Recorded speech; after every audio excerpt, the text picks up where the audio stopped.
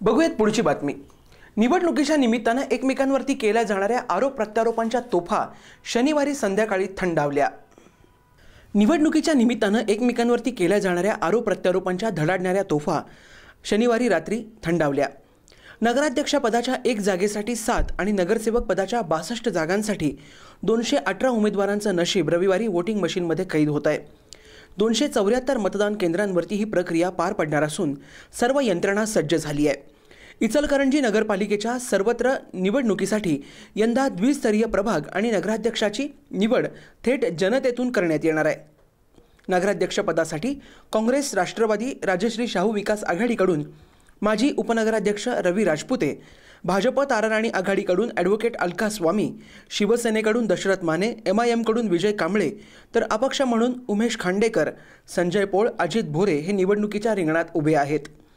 तर नगरसेवक पदासाठी काँग्रेसचे 39, राष्ट्रवादीचे 8 आणि शाहू आघाडीचे 15, तर भाजपचे 39 आणि ताराराणी आघाडीचे 19 उमेदवार नशीब आजमावत आहेत। नगराध्यक्ष पदासाठीची निवडणूक ही राजपुते आणि सौ अलका स्वामी यांच्यात रंगणार असली तरी दशरथ माने किती मतं घेणार यावरही बरंच काही अवलंबून असणार आहे।